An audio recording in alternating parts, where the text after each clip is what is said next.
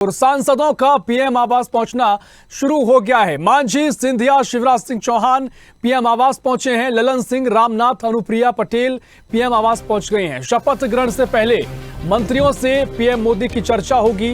मोदी 3.0 के मंत्रियों से पीएम मोदी की चाय पर चर्चा होगी। राजनाथ, शाह, गडकरी, ज्योतिरादित्य सिंधिया मंत्री होंगे।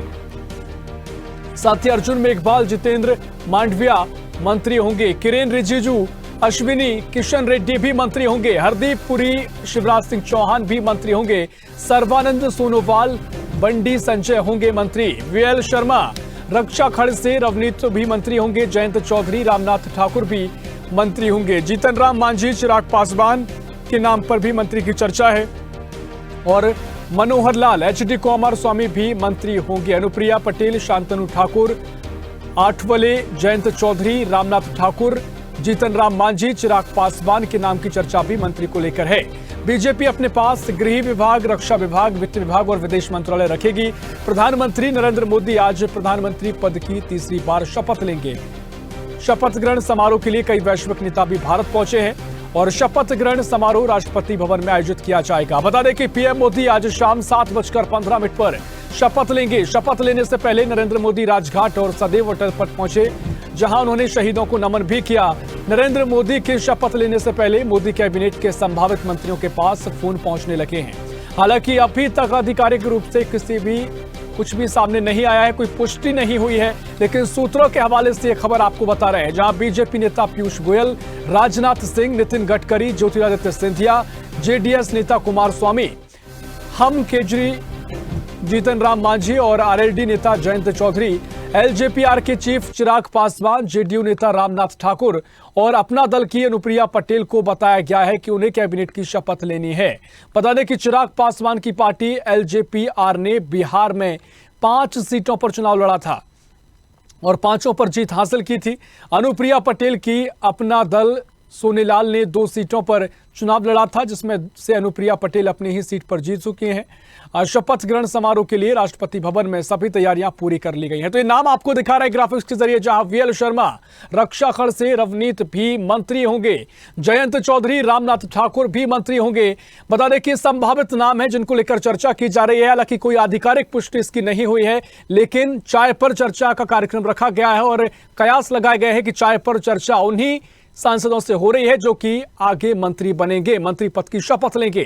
तो ग्राफिक्स के जरिए आपको ये नाम दिखा रहे हैं। अनुप्रिया पटेल हैं, शांतनु ठाकुर हैं, रामनाथ ठावले हैं और जयंत चौधरी, रामनाथ ठाकुर भी मंत्री बनेंगे, ये कयास लगाए जा रहे हैं।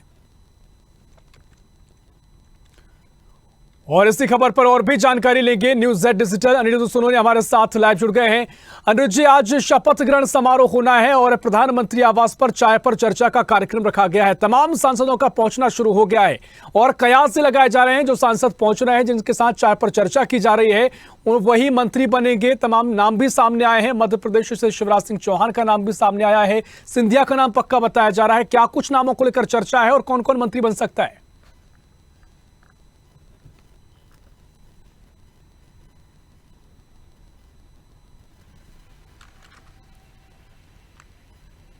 देखिए, आज प्रधानमंत्री नरेंद्र मोदी शाम को अपने तीसरे कार्यकाल की शपथ लेने जा रहे हैं और जहां तक आज की बात करें तो आज उन्होंने अपने दिन की शुरुआत ही सबसे पहले वह राजघाट पे पहुंचे और महात्मा गांधी को उन्होंने श्रद्धांजलि दी। इसके बाद वे स्वर्गीय अटल बिहारी वाजपेयी की समाधि स्थल पे पहुंचे, सदैव अटल पे, वहां पे उन्होंने उन्हें नमन किया। इसके बाद वे वॉर मेमोरियल गए, जहाँ पे उन्होंने भारत के लिए शहीद होने वाले सैनिकों को श्रद्धांजलि दी। तो इसके बाद से लगातार राजनीतिक घटनाक्रम चल रहा है। कई लोगों को फोन जा रहे हैं। ऐसी सूचना मिल रही है कि लगभग 30 से ज्यादा नेताओं को फोन जा चुके हैं, जिनमें गठबंधन के नेता, एनडीए गठबंधन के नेता भी शामिल है। और जहां तक हम मध्य प्रदेश की बात करें तो मध्य प्रदेश से ज्योतिरादित्य सिंधिया, जो कि एविएशन मिनिस्टर रह चुके हैं, उनका मंत्री बनना लगभग तय है। इसके अलावा शिवराज सिंह चौहान भी रेस में हैं, फग्गन सिंह कुलस्ते भी रेस में हैं, वीरेंद्र कुमार खटीक। पिछली अगर 2019 की सरकार, मोदी सरकार की बात की जाए तो उसमें 5 केंद्रीय मंत्री, जिनमें नरेंद्र सिंह तोमर भी शामिल थे, वो मध्य प्रदेश से थे। और इस बार इनकी संख्या 3 या 4 हो सकती है, क्योंकि इस बार पार्टी फुल मेजोरिटी में नहीं है और उसे गठबंधन के लोगों को भी एडजस्ट करना है। लेकिन सबसे जो ज्यादा पूरे देश भर की निगाह है कि क्या अमित शाह वापस गृह मंत्री बनाए जाते हैं या नहीं, इस पर सबकी निगाहें लगी हुई हैं। हालांकि उन्होंने भी बड़े मार्जिन से जीत हासिल की है और अब सबकी निगाहें इसी पे लगी हुई है। और अब से कुछ ही देर पहले एनडीए के और भारतीय जनता पार्टी के कई बड़े नेता प्रधानमंत्री निवास पे उनसे मिलने गए हैं, चाय पे चर्चा होगी और इसके बाद ही तय होगा कि कौन मंत्री बनेगा या नहीं बनेगा। और देखा जाए तो प्रधानमंत्री नरेंद्र मोदी और उनकी टीम हमेशा ही चौंकाने वाले फैसले लेती है, तो इस बार भी मंत्रिमंडल में कई चौंकाने वाले नाम हो सकते हैं। मध्य प्रदेश से भी नए नेताओं को या पहली बार जीते सांसदों को मौका दिया जा सकता है। निश्चित तौर पर देखिए, चौंकाने वाले फैसले पर भी सभी की निगाहें रहेंगी क्योंकि तमाम नाम चर्चाओं में है, लेकिन किसको मौका मिलेगा और क्या कुछ आगे की तस्वीर नजर आएगी, आपसे हम आगे और जानकारी लेंगे। लेकिन सीधा दिल्ली से हमारे सहयोगी इरफान हमारे साथ लाइव जुड़ गए हैं। इरफान, दिल्ली में लगातार जो सांसद हैं उनका पीएम आवास पहुंचने का सिलसिला भी शुरू हो गया है, चाय पर चर्चा रखी गई है, क्या कुछ कयास आप देख रहे हैं क्योंकि तमाम नाम चर्चाओं में है, क्या कुछ फॉर्मूला अभी फिलहाल नजर आ रहा है? क्योंकि इससे पहले तमाम फॉर्मूले देखने को मिले, चाहे टीडीपी से हो, जेडीयू से हो, 4 सांसदों पर एक मंत्री का फॉर्मूला भी सामने आया, लेकिन अब खबरें हैं कि टीडीपी जेडीयू से 2-2 मंत्री बन सकते हैं। लेकिन फिलहाल जो तस्वीरों का जिक्र हुआ है कि पीएम आवास पर तमाम सांसद पहुंच रहे हैं, क्या कुछ उसे लेकर अपडेट है?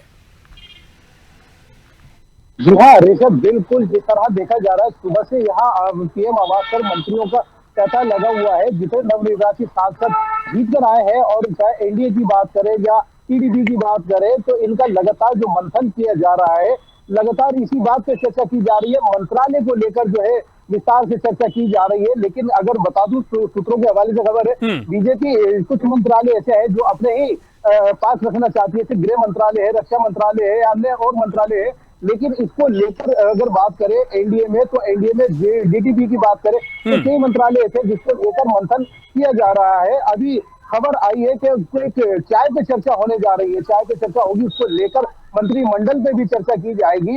हालांकि मंत्रिमंडल इस बार पूरी बहुमत नहीं है भाजपा सरकार के पास, लेकिन जिस तरह से चर्चा की जा रही है, कुछ मंत्रालय भाजपा अपने पास रखना चाहती है। लेकिन डीडीपी की बात करें या इंडिया के अन्य दलों की बात करें, तो उनका अन्य दलों मंत्रालयों पर जो है उनका दावा है कि उनको कुछ मंत्रालय देने चाहिए। 2-2 मंत्री लगभग की मांग की जा रही है, 2-2 मंत्रालय दिए जाए। देखिए, निश्चित तौर पर, लेकिन जिस तरीके से एनडीए का जिक्र हो रहा है, क्योंकि बहुमत बीजेपी को पूर्ण रूप से नहीं मिली है, लगातार इसका जिक्र आप भी कर रहे हैं, हम देख रहे हैं जिस तरीके से तमाम छोटे छोटे दल हैं जिन्होंने एक सांसद भी उनका जीतकर सामने आया है, तो क्या उनको भी यहाँ पर कुछ ना कुछ तरजीह दी जा रही है, कुछ कुछ भूमिका जिम्मेदारियां दी जा रही हैं? चाहे हम हो जिनके जीतन राम मांझी हो या फिर अनुप्रिया पटेल हो, इनको भी नाम चर्चाओं में है, क्या ये भी मंत्री बनेंगे, पक्का बताया जा रहा है? नहीं ऋषभ, ऐसा जानकारी नहीं आ रही है, लेकिन हाँ इन लोगों के दावे हैं। विपक्षी दल जितने भी एनडीए के गठबंधन के हैं, उन सबके दावे हैं कुछ ना कुछ उनको मंत्रालय का नियुक्ति दी जाए। लेकिन ऐसी अभी कोई संगठन में ऐसी कोई चर्चा नहीं है। फिलहाल अभी चाय पे चर्चा होनी बाकी है, उसके बाद ही सुनिश्चित किया जाएगा। देखिए, बिल्कुल तमाम चर्चाएं हैं, क्या कुछ दावे निकलकर सामने आएंगे तो हम शाम तक इंतजार करेंगे, तस्वीर आगे साफ होगी। सीधा भोपाल चलेंगे, अनुज जी लगातार जुड़े हुए हैं। अनुज जी, जिस तरीके से मध्य प्रदेश के तमाम नेताओं पर चर्चा है, नामों पर चर्चा है, ज्योतिरादित्य सिंधिया को पिछली बार जो जिस तरीके से विमानन विभाग उनको दिया गया था, केंद्रीय मंत्री थे, इस बार क्या कुछ चर्चा है, कौन सा विभाग उनको मिल सकता है? और आपने पहले भी जिक्र किया कि तमाम जो पहले मंत्री ज्यादा मध्य प्रदेश के कोटे से थे, इस बार वो कम हो सकते हैं क्योंकि उतने सांसद बीजेपी के पास इस बार नहीं आए।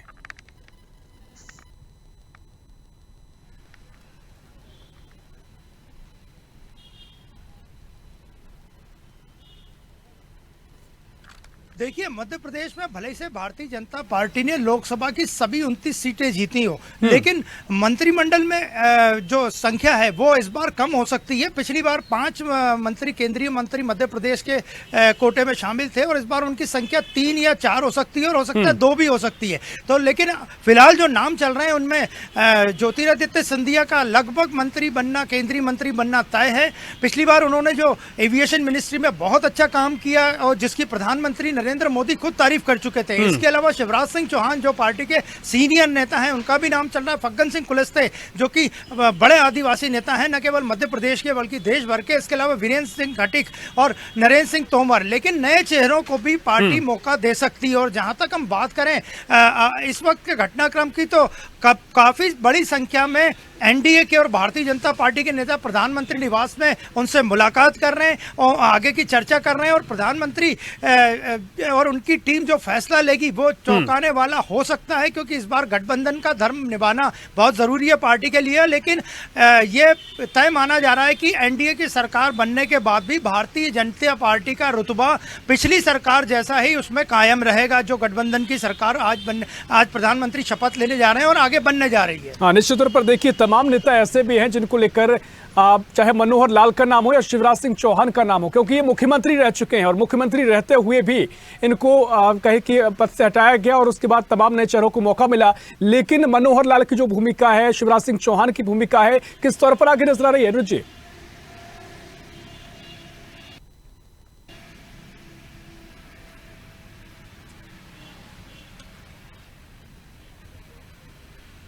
देखिए, जहाँ तक बात करें हरियाणा के पूर्व मुख्यमंत्री मनोहर लाल खट्टर की, तो उन्होंने अपना पद छोड़ते टाइम 1 मिनट भी नहीं लगाया था। जैसे ही पार्टी आलाकमान का आदेश आया कि आपको मुख्यमंत्री का पद छोड़ना है, तो उन्होंने बिना किसी लाग लपेट के, बिना किसी घटनाक्रम के और सादगी से अपना पद त्याग दिया था और अब वो चुनाव जीत गए। इसी तरह शिवराज सिंह चौहान की बात करें तो लगातार जीतने के बाद भी उन्हें हराया गया, क्योंकि 2019 में जो सरकार बनी थी वो कांग्रेस के नेता जो शामिल हुए थे भारतीय जनता पार्टी में, उस कारण बनी थी। और शिवराज सिंह चौहान को हार्ड हिंदुत्व का नेता नहीं माना जाता, इसलिए राष्ट्रीय स्वयंसेवक संघ भी शिवराज सिंह चौहान की कार्यप्रणाली से खुश नहीं था। और जहां तक बात करें इस बार मंत्रिमंडल की, तो शिवराज सिंह चौहान को कोई महत्वपूर्ण विभाग दिया जा सकता है, लेकिन ये सब प्रधानमंत्री नरेंद्र मोदी और उनकी टीम पर निर्भर करता है कि वो किसे मंत्रालय, कौन सा पोर्टफोलियो दें और विभाग कौन सा दें। और देखा जाए तो सबकी निगाह लगी हुई है आज शाम के प्रधानमंत्री के शपथ ग्रहण कार्यक्रम में, जिसमें कई विदेशी मेहमान भी आए हुए हैं। और प्रधानमंत्री किस तरह शपथ लेते हैं, और जिस वक्त प्रधानमंत्री शपथ लेंगे उसके ठीक 1 घंटे बाद न्यूयॉर्क में मैच है भारत और पाकिस्तान के बीच। और ये दोनों आज की बड़ी महत्वपूर्ण घटनाएं रहेंगी। एक तरफ जहां प्रधानमंत्री नरेंद्र मोदी शपथ लेंगे, वहीं आज भारत अपने चिर परिचित प्रतिद्वंदी पाकिस्तान से न्यूयॉर्क में T20 मैच में भिड़ेगा। और देखा जाए तो T20 में भारत ने अभी तक 7 मैच खेले हैं और 7 में से 6 भारत जीतने में कामयाब रहा है। तो सबकी निगाह शाम को लगी हुई कि प्रधानमंत्री नरेंद्र मोदी का शपथ ग्रहण कार्यक्रम कितना भव्य और कितना विराट रूप से होता है। बिल्कुल, देखिए 7:15 पर सभी की निगाहें होंगी जब शपथ ग्रहण समारोह आयोजित किया जाएगा। और जैसा कि आपने जिक्र किया कि 8:30 बजे से भी जो T20 मुकाबला शुरू होगा, वर्ल्ड कप का ये मैच भारत पाकिस्तान के बीच, इस पर भी सभी की निगाहें रहेंगी। इस पर आगे चर्चा और होगी। लेकिन इरफान, मैं आपके पास आ रहा हूं। जिस तरीके से मंत्रिमंडल को लेकर चर्चा है कि पिछली बार 350 से ज्यादा जो सांसद थे वो एनडीए के पास थे, इस बार 300 का आंकड़ा भी एनडीए के सांसद टच नहीं कर पाए हैं, तो इसके चलते कयास ये हैं कि मंत्रिमंडल छोटा हो सकता है। इसको लेकर कितनी संख्या के बारे में चर्चा की जा रही है। और दूसरी बात यह कि जिस तरीके से लगातार जो सांसद हैं वो दिल्ली पहुंच रहे हैं, चाय पर चर्चा का कार्यक्रम रखा गया है, क्या कुछ कार्यक्रम इनके लिए रखा गया है, इसको लेकर विस्तार से थोड़ी जानकारी दें इरफान। ऋषभ, बिल्कुल जिस तरह चाय पे चर्चा रखा गया है, चाय पे चर्चा रखने का जो मुख्य कारण है वो यही है, मंत्रिमंडल में उस पर चर्चा की जाएगी। जिस तरह से डीपीपी की बात करें या अन्य दलों की बात करें, जिस तरह मंत्रिमंडल या उसके अंदर जितने भी जो कार्यशील नेता है वो जो जिस तरह के कार्यभार मांग रहे हैं, डिमांड जैसी बढ़ती जा रही है, उसको देखते हुए एक चाय पे चर्चा रखी गई है। प्रधानमंत्री ने अपने आवास पे जो चर्चा रखी है उसमें सभी सुनिश्चित किया जाएगा। लेकिन अधिकतर मैं आपको बता दूं, भाजपा जिस तरह रक्षा मंत्रालय या वित्त मंत्रालय है, इस तरह के मंत्रालय भाजपा अपने पास ही रखेगी। लेकिन जिस तरह नीतीश कुमार को लेकर ले लो, नीतीश कुमार की अलग मांग जिस तरह नजर आ रही है, चर्चाएं की जा रही है, लेकिन उसको देखते हुए लगता है कि भाजपा कोई बड़ा जो मंत्रालय है वो अन्य दलों को दे पाएगी। अब बिल्कुल देखिए इरफान, काफी महत्वपूर्ण जिक्र आपने किया, जो कि चर्चा है। अगर चर्चा यही स्थिति आगे देखने को मिलती है, चाहे वित्त विभाग हो, रेलवे हो, या फिर तमाम तरीके से जो बड़े और गृह विभाग, मुख्य विभाग हैं, अगर ये बीजेपी अपने पास रखती है तो क्या ये माना जाए कि जिस तरीके से 2019 और 14 में बीजेपी और अब स्वतंत्र रूप से नरेंद्र मोदी अपने फैसले लेते थे, वही तस्वीर नजर आएगी? क्योंकि टीडीपी हो, जेडीयू है, इन्होंने उम्मीद कई जताई है, कई तरीके से मांग की गई थी कि ये मुख्य विभागों में से कुछ विभागों की मांग की गई थी। रेलवे की मांग लगातार नीतीश कुमार के द्वारा की जा रही थी, टीडीपी वित्त विभाग का अतिरिक्त विभाग की बात कर रही थी। अगर ये विभाग बीजेपी अपने पास रखती है, अपने सांसदों के पास रखती है, तो क्या ये माना जाए कि यहां से जो कठोर फैसले लगातार लेते आए थे प्रधानमंत्री मोदी, आगे भी वही दबदबा दिखाई देगा? क्योंकि एक तस्वीर तो कम से कम यहां से नजर आएगी। ऋषभ, अगर बात करें कठोर फैसलों की तो भाजपा में आपको बता दूं 2014 के बाद में पूर्ण बहुमत से सरकार थी भाजपा की, जिसके तहत जो है भाजपा कठोर फैसले लेती आ रही थी। लेकिन अभी अगर बात करें तो भाजपा के पास पूर्ण बहुमत नहीं है, लेकिन गठबंधन की सरकार है। गठबंधन की सरकार में एनडीए की बात करें, चाहे टीडीपी की बात करें, अन्य दलों की बात करें, अन्य दल शायद कहीं ना कहीं नाराज हो सकते हैं। तो पिछली बार की तरह 2014 के बाद से जो कठोर फैसले लिए गए थे, इस बार भाजपा शायद वो कठोर फैसले ना ले पाए, क्योंकि अन्य दलों के बारे में जो चर्चाएं की जा रही हैं, उन चर्चाओं के मद्देनजर कठोर फैसले लेना संभावित नहीं होगा भाजपा के लिए। निश्चित तौर पर देखिए, लगातार हम इस खबर पर बने हुए हैं, तमाम चर्चा के विषय भी इससे निकलकर सामने आते हैं। अनुज जी, आपके पास आ रहा हूं, जिस तरीके से यूसीसी का जिक्र हुआ है या फिर तमाम तरीके से बड़े ऐसे राष्ट्रहित के मुद्दे बताए जाते हैं, बीजेपी द्वारा कहे जाते हैं, राष्ट्रवादी मुद्दे करार दिए जाते हैं, तमाम बड़े फैसलों का जिक्र पीएम मोदी ने सभाओं में किया था। इससे पहले उन्होंने कहा था कि तो ट्रेलर अभी 10 साल का कार्यकाल रहा है, बड़े फैसले अभी आने बाकी हैं, लेकिन एनडीए की सरकार है, बीजेपी के पास पूर्ण बहुमत नहीं है। क्या आप देख रहे हैं वो फैसले लिए जा सकेंगे या फिर एनडीए में कहीं ना कहीं जो समझौते करने की स्थिति आ सकती है, क्योंकि तमाम दल अगर नाराज ना हो जाएं, खासकर जो 4% मुस्लिम आरक्षण का मुद्दा देखने को मिला कि आंध्रा की ओर से मांग की जा रही है आरक्षण दिया जाना चाहिए, लेकिन यहां पर मोदी सरकार पहले साफ कर चुकी है कि इस तरह के किसी आरक्षण के साथ बीजेपी नहीं है। तो क्या कुछ स्थिति आप देख रहे हैं?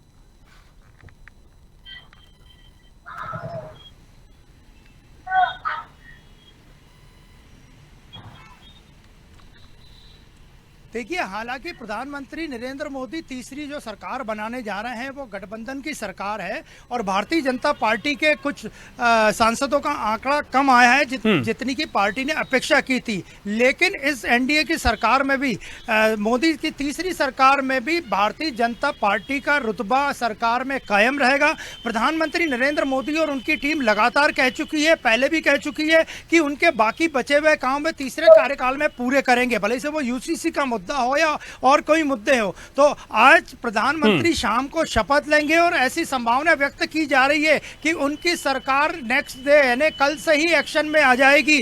और जहां तक बात करें पुराने मुद्दों की, आरक्षण सहित कई मुद्दों को लेकर, तो प्रधानमंत्री ने स्पष्ट कर दिया है कि आरक्षण हटाने का या आरक्षण कम करने का कोई सवाल ही नहीं उठता है, और यह विपक्ष द्वारा फैलाया गया एक भ्रम था। और इसका उन्होंने स्पष्टीकरण अपनी सभाओं में ही देना शुरू कर दिया था जब कि 2024 की लोकसभा चुनाव की प्रचार कर रहे थे। तो आज शपथ ग्रहण के बाद भारतीय जनता पार्टी या एनडीए जितने भी बाकी बचे हुए काम है, जिसमें यूसीसी से लेके हाल ही में 370 हटने के बाद जम्मू कश्मीर में चुनाव का रास्ता भी साफ होने जा रहा है। तो आने वाले दिनों में जम्मू कश्मीर में भी 370 हटने के बाद यह पहला विधानसभा चुनाव होगा। निश्चित तौर पर तमाम बड़े जो फैसले हैं उनको लेकर भी निगाहें रहेंगी, और चुनाव का जिक्र आपने किया, देखना महत्वपूर्ण होगा क्या कुछ आगे की तस्वीर नजर आएगी।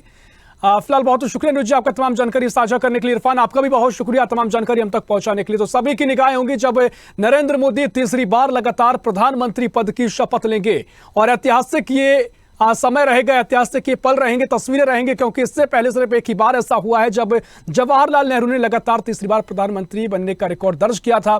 लेकिन अब नरेंद्र मोदी, चूंकि एनडीए की सरकार जरूर बनी है, लेकिन प्रधानमंत्री नरेंद्र मोदी होंगे, तो आज शाम को वो तस्वीरें नजर आएंगी।